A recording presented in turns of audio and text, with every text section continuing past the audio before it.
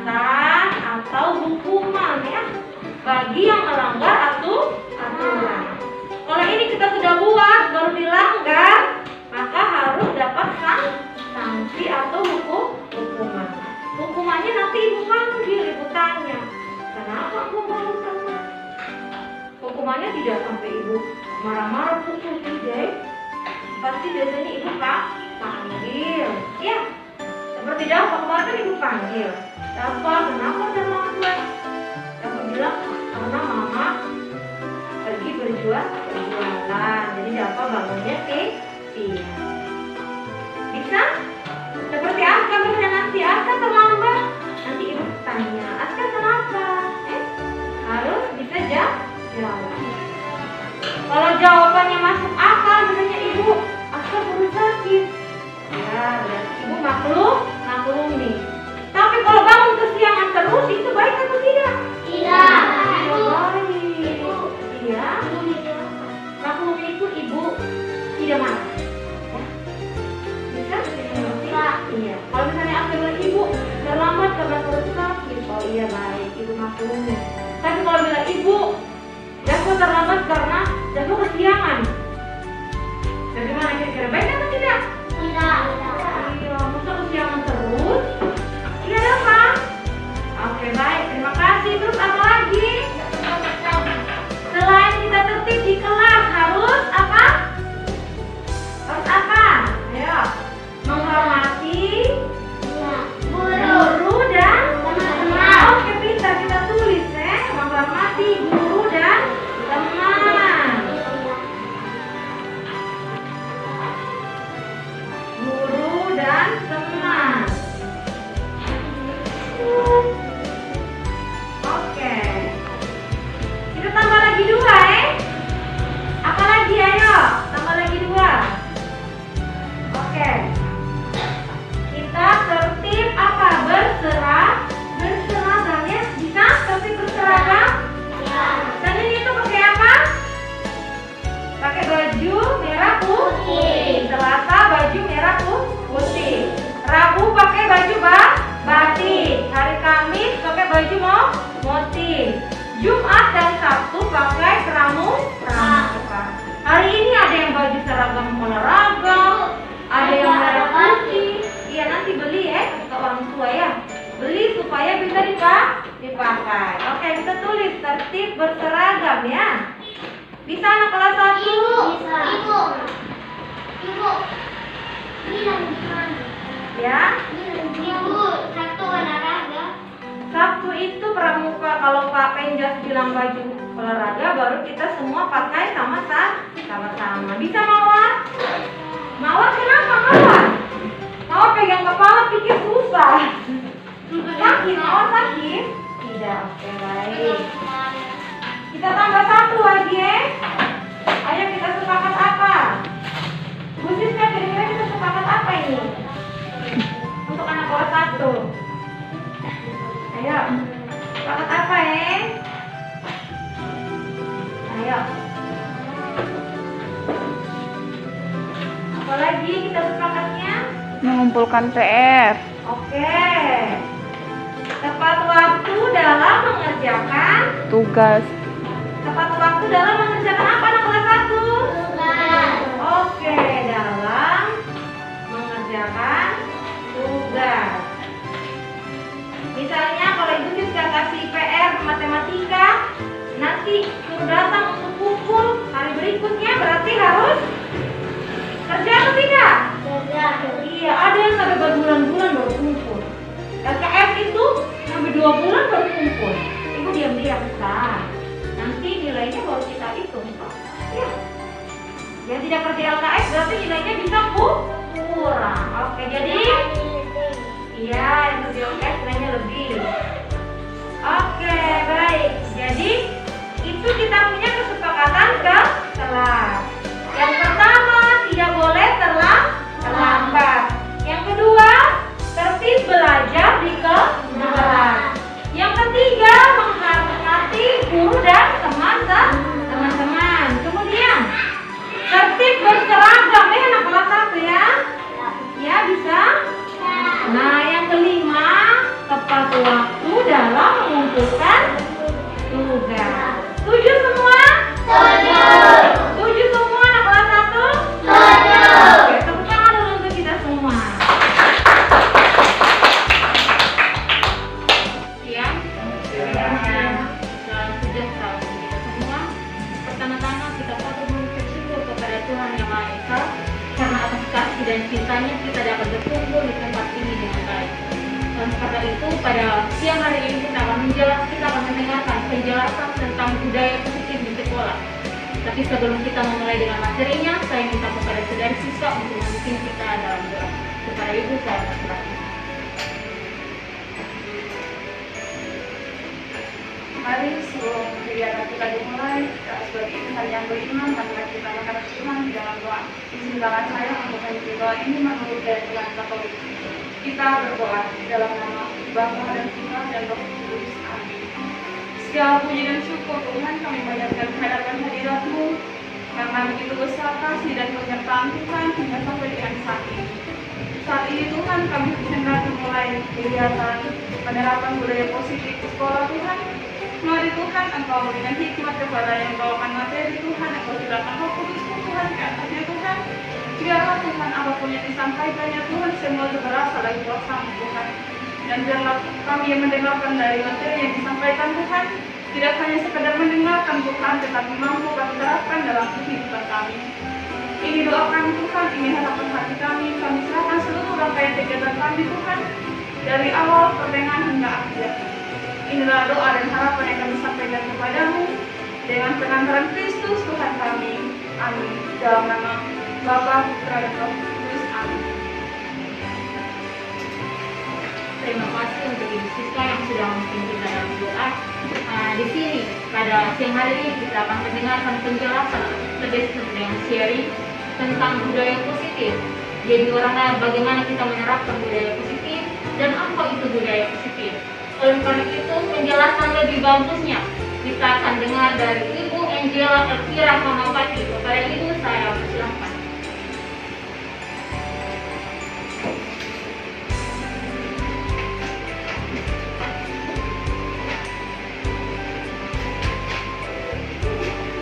Baik, selamat siang semua. Selamat siang. Terima kasih untuk waktunya teman-teman sekalian dan meluangkan waktu untuk sama-sama kita mengikuti kegiatan ini. Saya bersyukur hari ini saya boleh berkesempatan untuk membagikan ini. Kenapa saya bagikan kepada adik-adik saya ya? Saya katakan, kalau saya bagikan ke rekan-rekan guru, saya merasa pengalaman mereka sudah luar biasa. Karena sebagian besar sudah pengalaman di sekolah, dan adik-adik ini kan ibaratnya akan merintis belajar seperti kami untuk menjadi guru. Saya rasa ini perlu saya sampaikan untuk adik-adik atau rekan-rekan. Saya katakan sama-sama kita mengetahui apa itu budaya positif, khususnya budaya positif yang akan kita terapkan di sekolah. Baik, di meja adik-adik atau rekan-rekan saya sudah ada kertas kuning dengan biru. Di situ saya ingin adik-adik menuliskan untuk saya ada 2 pertanyaan. Yang pertama, boleh tulis nama di kertas ya, boleh tulis nama, kemudian pertanyaannya.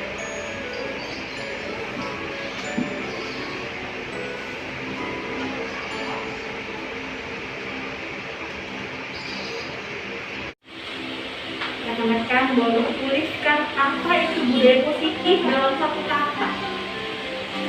Oke, boleh tulis. Memang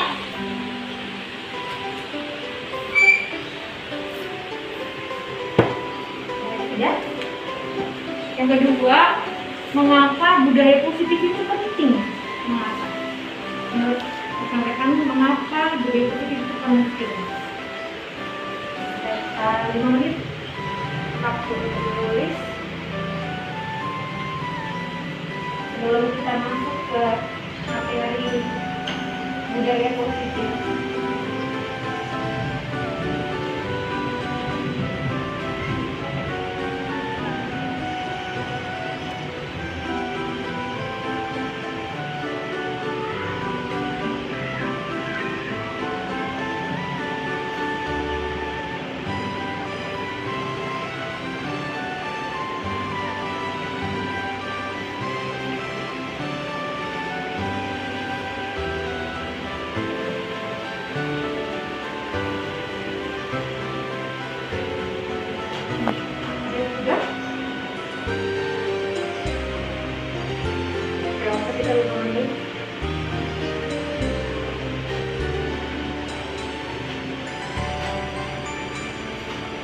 Ada yang sudah? Ibu siapa? Ibu Firly ya? Boleh dijawab dari pertanyaan pertama. Untuk saya yang bertanya itu apa itu Yang kedua, yang kedua, karena menurut saya budaya positif itu perlu diterapkan karena untuk meningkatkan kualitas pendidikan sama prestasi ataupun komunikasi. terima kasih dan komitmennya. Oke, Bu Siska, bagaimana?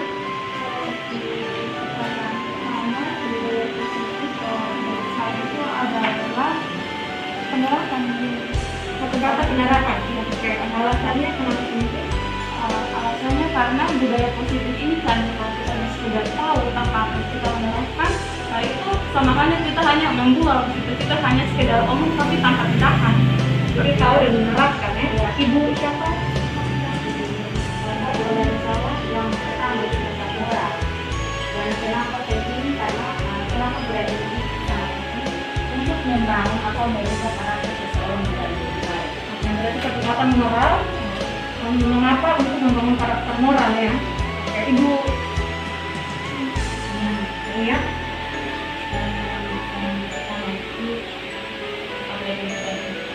Dalam penerapan nilai-nilai berarti dua, berarti nilai saja ya? Iya. Kemudian sangat penting untuk menerapkan budaya positif sekali. itu sangat penting untuk menerapkan budaya positif di sekolah. Yang ibu-ibu semua ya, bapaknya satu di sini. Oke, itu benar bahwa budaya positif itu bisa motivasi, karakter, nilai. Jadi kita sama-sama lihat di sini budaya positif ini diambil dari program guru penggerak. Kebetulan saya mengikuti program ini dan ini adalah salah satu modulnya tentang budaya positif. Kalau mau itu persis sepertinya kita tidak cukup waktu sebenarnya karena modulnya cukup tebal. Tapi kan ibu-ibu, rekan-rekan calon guru bisa memahami dengan baik. Kita mulai dari apa itu budaya positif.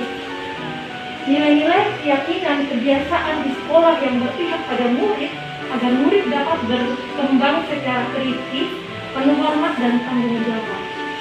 Jadi budaya positif itu berupa nilai, keyakinan yang harus berpihak pada murid kalau itu diterapkan di sekolah. Saya dipahami? Ya, baik.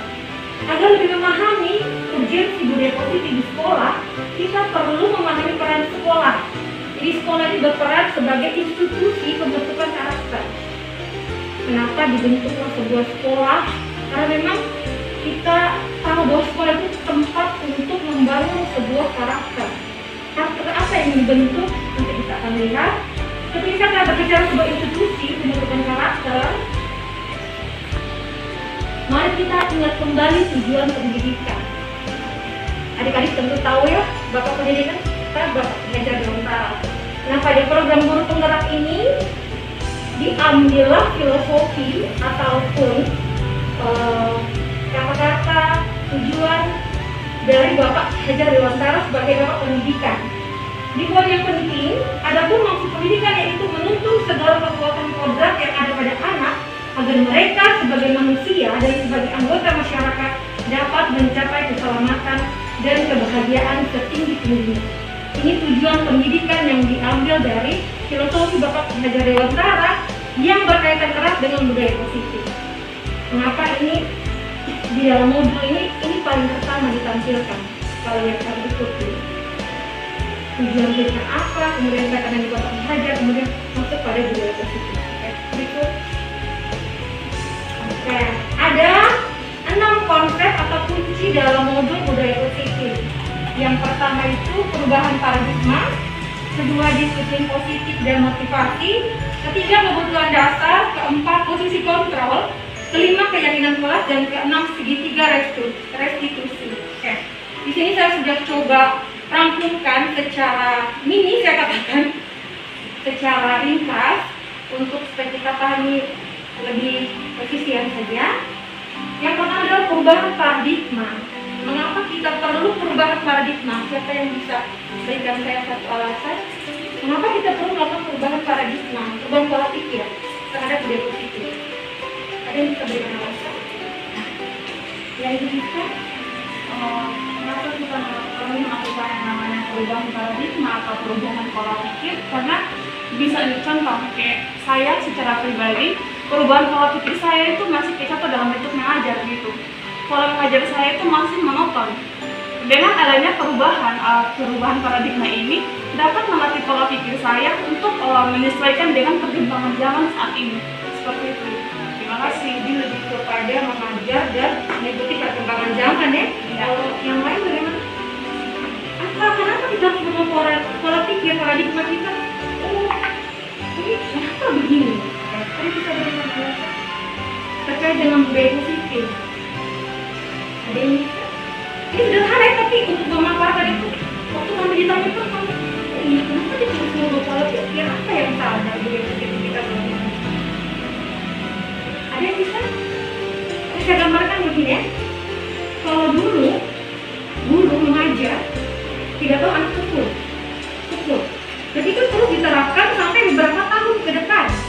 Nah, setelah ada perubahan, kita ditanamkan untuk merubah itu semua. Bahwa kekerasan tidak menyelesaikan persoalan. Karena kekerasan itu sudah di luar konteks budaya positif. Mereka seperti itu bisa dipahami. Kita pun ikut merubah pola pikir. Oh, jangan pukul anak.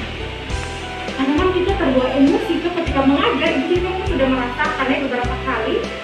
Saya sudah mencoba meredam ini setelah saya mengikuti jika tadi guru menggerak. Lalu kita sih berubah. Oh, jangan pukul. Contoh kecil ya, yang sebenarnya contoh yang lain. Oke. Di sini di dalam modul saya ambil intinya saja. Landasan budaya positif yang berpihak pada anak. Jadi budaya positif itu harus berpihak pada anak. Saya katakan tadi bahwa kita tidak boleh pukul. Kita berpihak pada mereka. Biar mereka nakal tetap harus bisa menjaga cinta. Cuma disupport senang ya, kira-kira. Kemudian hal-hal yang kita buat tidak merugikan mereka. Penerapan budaya positif itu harus mereka terima dengan hati bahagia, senang, dan itu mereka akan terapkan. Mereka seperti itu ya. Nanti kalau misalnya teman-teman di mana terbaik, kita sampaikan. Kemudian guru perlu memahami posisi apa yang tepat untuk mewujudkan budaya positif baik lingkungan di kelas maupun sekolah. Selain itu pemahaman akan disiplin positif juga diperlukan karena sebagai pamong guru diharapkan dapat menuntut murid untuk menjadi pribadi yang bertanggung jawab. Saya rasa ini jelas ya. Guru perlu untuk menuntut anak menjadi pribadi yang bertanggung jawab. Gurunya dulu harus berubah, lalu anak bisa berubah. Kira-kira seperti itu. Oke. Mengetahui definisi budaya sekolah. Nah ini untuk budaya positif sendiri ada dua. Budaya positif di kelas dan budaya positif sekolah. Ini kita perlu tahu budaya positif apa yang biasa dilakukan di sekolah. Itu memang harus kita duduk bersama dengan kepala sekolah, tapi intinya sekolah pasti punya budaya positif sendiri, oke? Berikut, budaya sekolah menurut Fulan adalah keyakinan dan nilai-nilai yang terlihat dari bagaimana sekolah menjalankan aktivitas sehari-hari. Oke teman-teman, coba berikan contoh selama kalian sudah hampir berapa bulan di sini? Berapa bulan? 2 bulan atau 3 bulan? 3. Budaya positif apa yang kalian lihat di sekolah kira-kira? Bisa disebutkan. Bu Sirlin, apa yang ibu lihat selama di sekolah positif? Budaya positif apa yang ada di sekolah? Iya. Selamat pagi dulu. Oke, itu salam ya, memberikan salam. Oke, itu diterapkan dengan baik di sekolah ini. Oke, ibu rasa tidak ada budaya positif di sekolah ini? Ada? Contohnya juga sama seperti kami, para mahasiswa datang itu harus menyapa Bapak Ibu guru, dan juga walaupun kalau kami sebagai mahasiswa dengan murid-murid di sini, bukan berarti kami tingkatnya di atas dan kami tidak menghargai adik-adik, tetapi kami juga harus menegur adik-adik. rasa penghormatannya menghargai. Oke, ibu berikut. Pas, ibu Siska. Saya poin yang saya lihat dari penerapan budaya positif di sekolah itu, pertama itu saya lihat dari guru-gurunya. Nah, guru-guru di sekolah itu memberikan sebuah contoh untuk kami yang mahasiswa yang nanti juga akan menjadi guru sekolah, yaitu yang pertama itu tentang kekompakan dan kerjasama begitu. Jadi guru-guru di sini itu di SD Kesponino 2 menunjukkan sikap kerja keras, kerjasama dan kekompakan. Itu poin pertama. Kemudian poin kedua untuk penerapan budaya positif di sekolah, yaitu hubungan antara guru dan siswa. Jadi saya melihat bahwa guru di sekolah itu tidak melihat siswa ini karakternya ini seperti ini gitu, tapi melakukan pendekatan, bahkan dapat terlihat antara kedekatan guru dan siswa itu sangat bagus. Seperti itu. Terima kasih. Ada korelasi yang harmonis ya, kalau kita Iya. simpulkan ya. Oke. Tapi semua jangan terlihat di luarnya saja ya. Itu harus benar-benar kita rasakan. Nanti kita terapkan titik kita di mana kan? Oke, lanjut. Berikut sampai di mana tadi? Tadi perubahan paradigma sudah bisa dipahami ya. Oke, disiplin dan motivasi. Oke. Berkaitan dengan budaya positif. Budaya positif itu erat kaitan dengan disiplin. Mengapa kira-kira? Mengapa diarat dengan kata disiplin? Budaya positif itu. Ini bisa jelaskan? Apa hubungan budaya positif dengan disiplin? Ya. Budaya positif dan kata disiplin ini kenapa hubungannya erat? Karena untuk mewujudkan suatu budaya yang positif, maka diperlukan suatu yang namanya sikap disiplin. Seperti itu. Betul sekali. Disiplin, oke, boleh. Kalau misalnya disiplin, kalau kita tidak berjalan, maka budaya positif di sekolah pun tidak akan berjalan dengan baik. Luar biasa. Betul sekali yang katakan bahwa budaya harus menjadi sesuatu yang kita terapkan terus-menerus secara disiplin. Kalau kita tidak disiplin, maka kosong. Kita omong terlalu banyak, kalau kita tidak disiplin sama saja. Kita pintar bagaimanapun, kalau kita tidak terapkan budaya positif dan disiplin terhadap diri kita, sama saja ibaratkan kosong dari dunia ya. Bicara tapi banyak tapi tidak disiplin sama saja. Oke. Saya rasa kata disiplin positif dan motivasi ini bisa dipahami ya. Tinggal penerapannya bagaimana. Oke, lanjut. Oke, di sini terjadi disiplin positif sebagai landasan untuk membangun budaya positif di sekolah. Ada 2 tabel di sini. Saya waktu lihat ini sih berpikir, ini apa ini? Terus waktu kami belajar, oh ternyata ini beda antara disiplin dengan hukuman. Jadi kan ketika kita menerapkan budaya positif, kaitan dengan disiplin itu apa? Oh kita bilang, oh harus hukum anak kalau misalnya anak itu berbuat salah. Nah, ternyata tidak seperti itu. Disiplin itu sendiri, hukuman itu sendiri. Yang dikatakan disiplin itu apa, kemudian hukuman itu apa? Ini kalau mau dipaparkan cukup panjang, tapi kita lihat perbedaannya saja. Disiplin itu memberikan murid alternatif positif, sedangkan hukuman memberitahu murid apa yang tidak boleh dilakukan tanpa menjelaskan alasannya. Saya sering begitu ya, datang lambat nih, ngapain? Terus nah itu saya bukan disiplin, itu hukuman.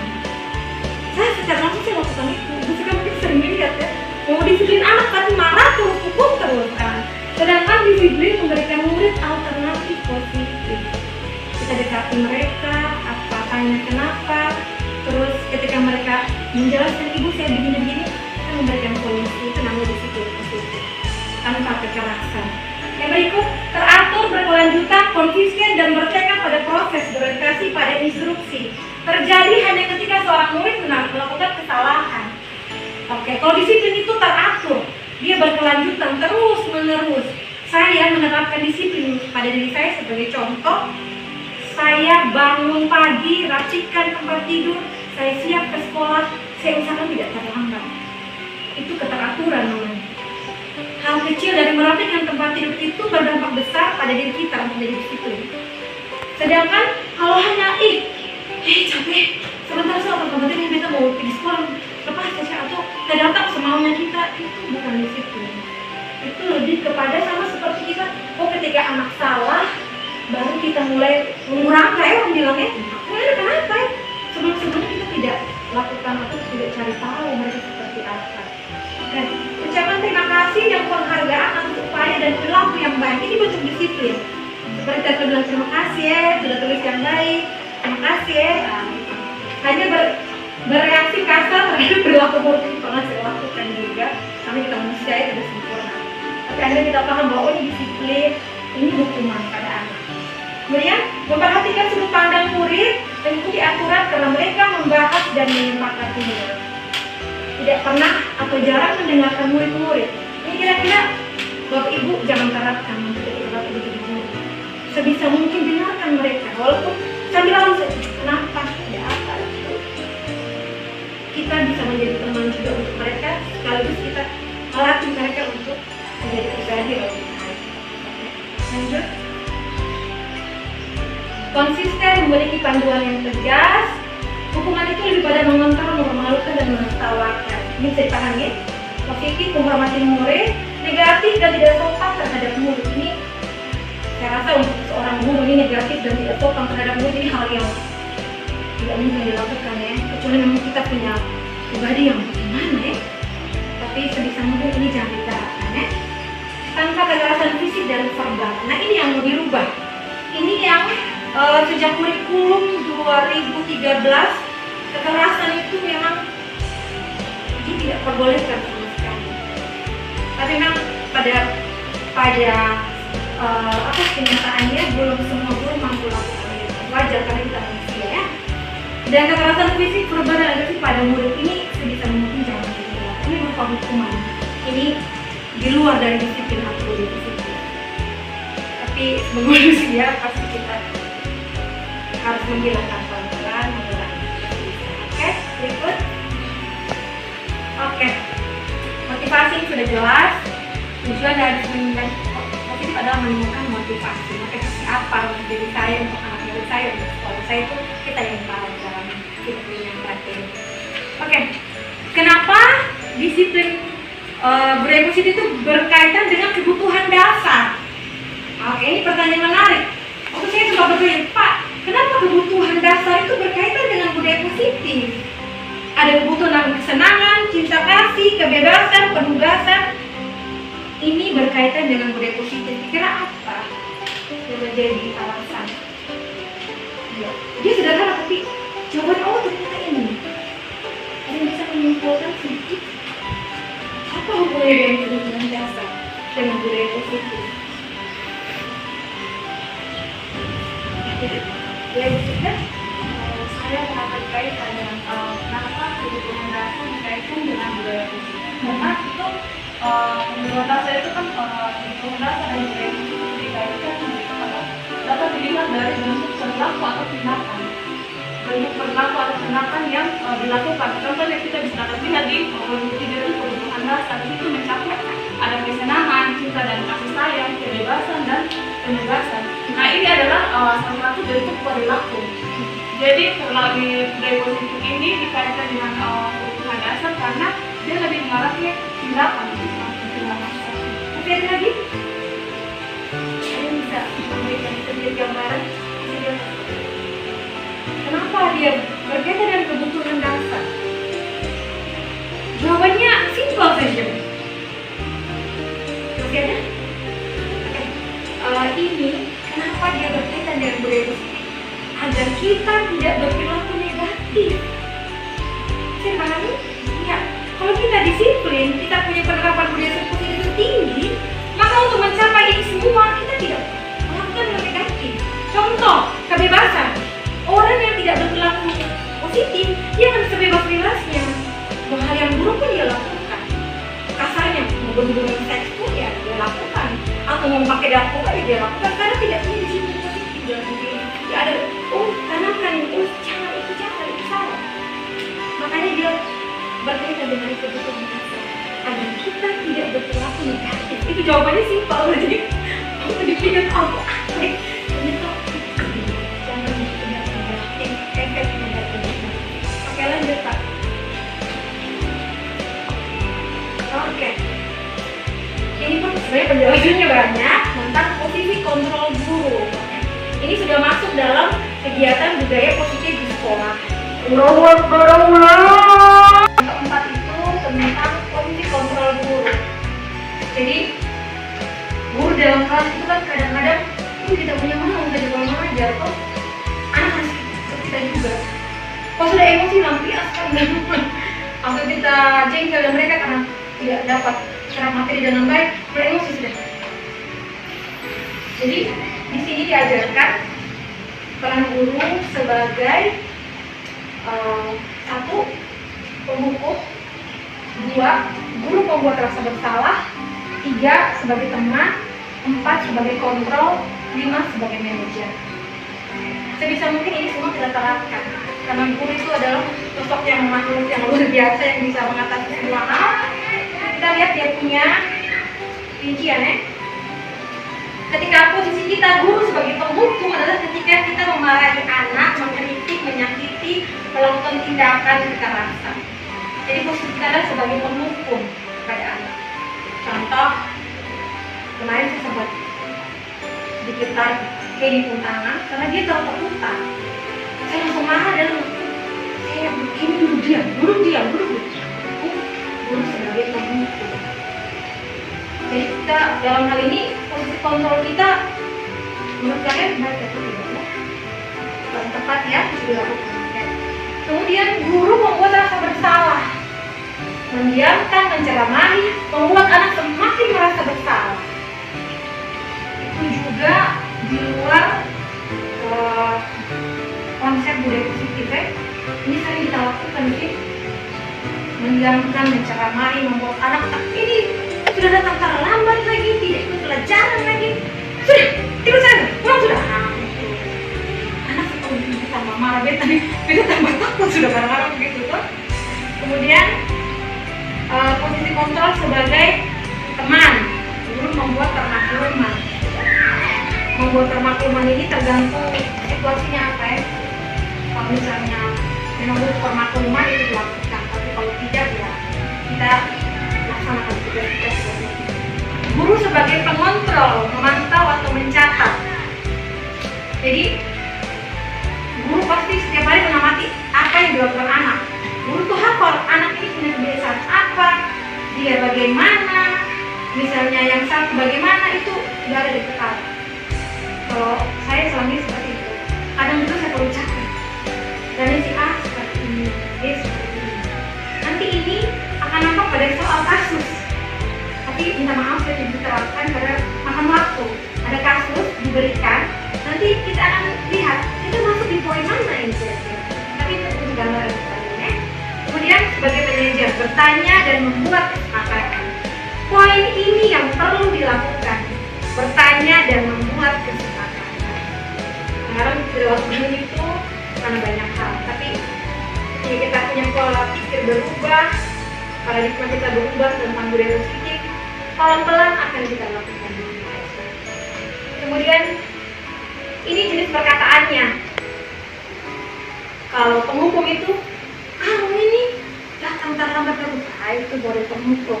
Kemudian membuat rasa bersalah, dia kamu ini terlambat terus, ibu lapor ke mama ya.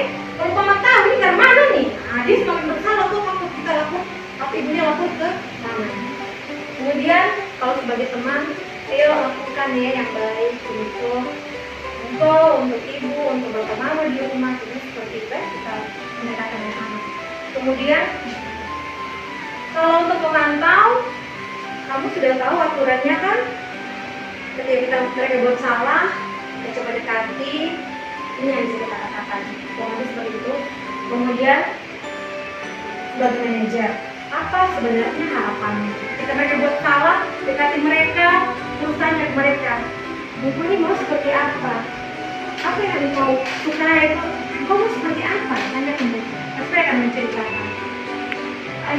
Kalau seperti itu tentang posisi, ini juga nanti saya bagikan materi. Kita lanjut. Ini harus dengan kasus buat kita bisa paham, oke? Oke, keyakinan kelas. Baik, budaya positif itu kan dimulai dari kelas dulu ya, lebih dahulu. Kita dan anak-anak, terus ke sekolah. Di dalam kelas kita bisa buat keyakinan dengan mereka. Kira-kira guru dengan keyakinan bisa tidak mengontrol anak-anak? Bisa tidak kita kontrol anak-anak? Bisa juga. Ya, Guru dan keyakinan siswa. saya sering ya, nanti akan pada akhirnya akan keyakinan ya. Kira-kira ibu bisa tidak mengontrol murid ini? Menurut saya bisa ya Bu, karena kan kita melakukan pendekatan. Dengan pendekatan tersebut kita bisa mengetahui apa yang dimau oleh siswa. Dengan begitu kan kita bisa mengontrol. Bisa tidak kita kontrol kita anak-anak? tidak? Bisa. Saya yakin bisa. Bisa. Asal bisa tidak kita kontrol kita ke anak-anak.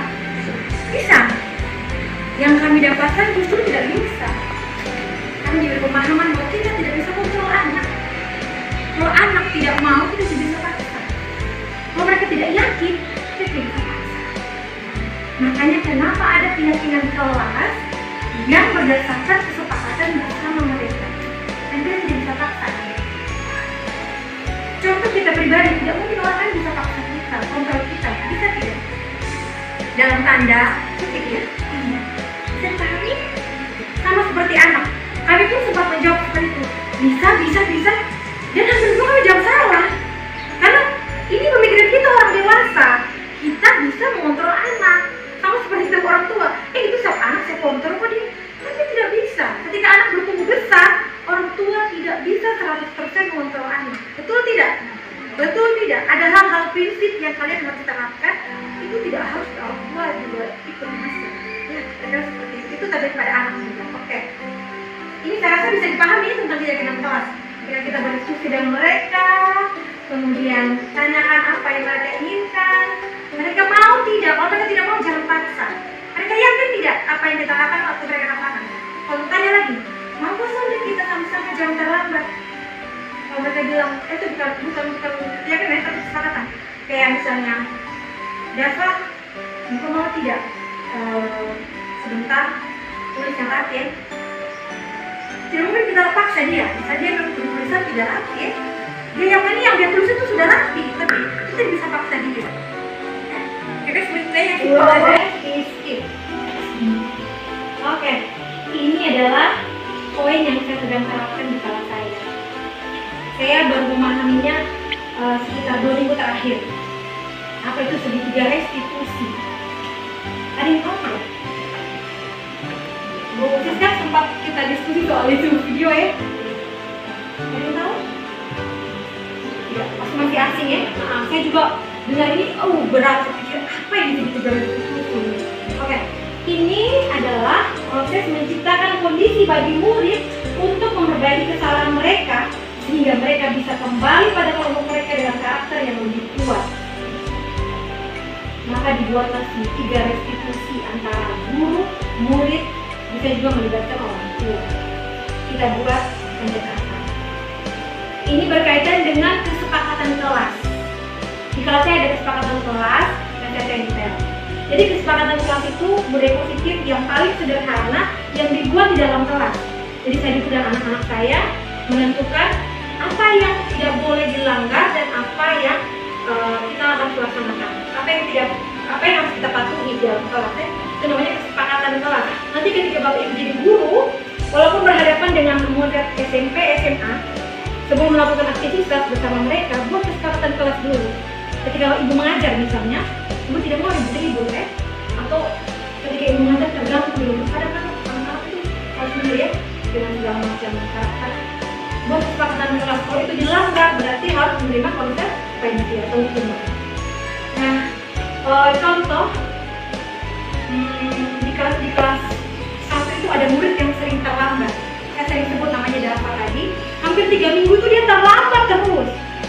Sebenarnya anak ini kenapa terlambat terus? Akhirnya ketika saya memahami ini, lakukan pendekatan, kemudian jangan buat dia merasa tertekan, jangan buat dia merasa bersalah, dekati dia. Ini sudah ketika kita mendekati anak ini namakan segitiga restitusi. Kita duduk, kenapa? Ada masalah apa? Ketika dia bercerita, berikan solusi. Itu yang dinamakan segitiga restitusi, pendekatan tanpa menekan ataupun memberikan rasa bersalah, sehingga ketika ia kembali ke kelompok, ke kelas dengan karakter yang lebih kuat, ia menyadari apa yang menjadi kesalahan dia. Dia sudah melanggar kesepakatan yang dibuat, berarti tidak disiplin, berarti anak itu tidak bersikap terhadap budaya positif.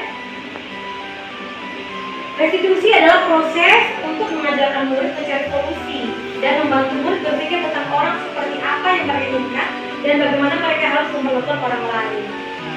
Sambil kita menasihati, memberikan masukan, dan menjadi pendengar yang baik untuk mereka. Oke. Berikutnya, restitusi membantu murid menjadi lebih memiliki tujuan, disiplin positif, dan memulihkan dirinya setelah berbuat salah. Oke. Yang keenam ini adalah budaya positif yang terakhir ya, jadi juga restitusi dan penerapannya. Memang kalau kita boleh katakan bahwa menerapkan budaya positif itu tidak mudah. Dia butuh proses, butuh waktu yang cukup panjang untuk kita bisa menjadi betul-betul positif. Makanya kenapa harus dari diri sendiri, dirubah pola pikirnya, kemudian itu kita terapkan. Pasti berhasil. Saya jamin adik-adik, rekan-rekan saya akan berhasil. Karena saya jujur, saya sudah melewatinya.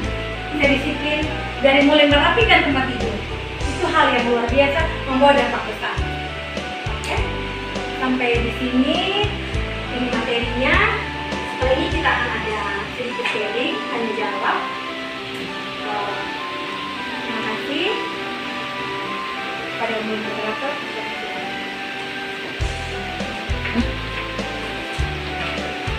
Terima kasih kepada Ibu Angela dan Saudara Mufadi yang sudah membawakan materinya pada hari ini. Menarik ya, bagi kita mahasiswa yang mungkin dalam beberapa tahun ke depan kita menerapkan bagaimana budaya positif itu. Dan untuk agar teman-teman tidak keliru, mungkin ada yang bertanya, saya berikan kesempatan.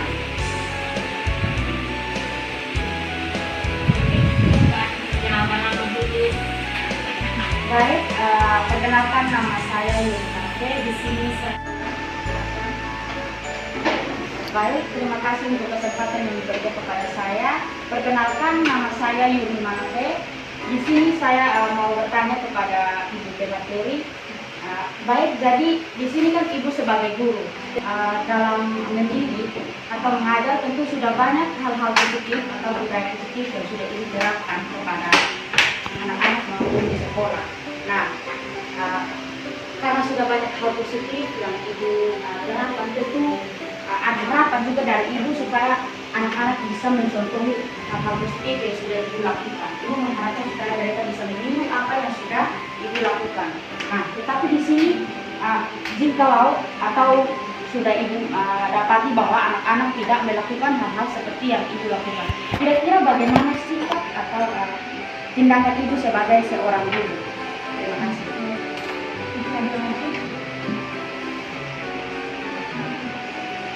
Ada lagi yang mau bertanya? Jadi saya silakan. Terima kasih atas waktu dan kesempatan yang telah diberikan kepada saya. Perkenalkan nama saya Yani Faim. Di sini saya akan bertanya kepada Ibu Demateri tentang mengapa diadakannya pendidikan budaya positif di sekolah.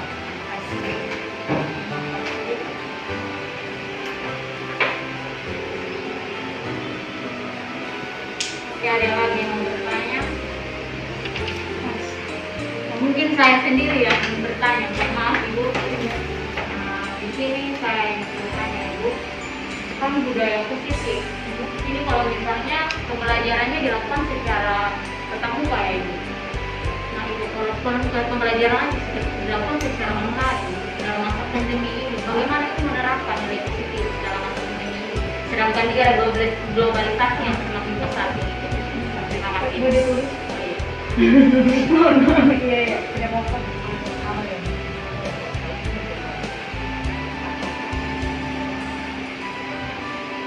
Ya Bapak, Ayo kalian semua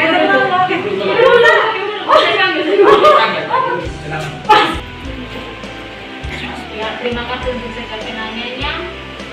Oleh karena itu tidak membuang-buang waktu, saya langsung mempersilahkan Ibu Elvira untuk menjawab setiap pertanyaan yang diberikan oleh kita. Oke, terima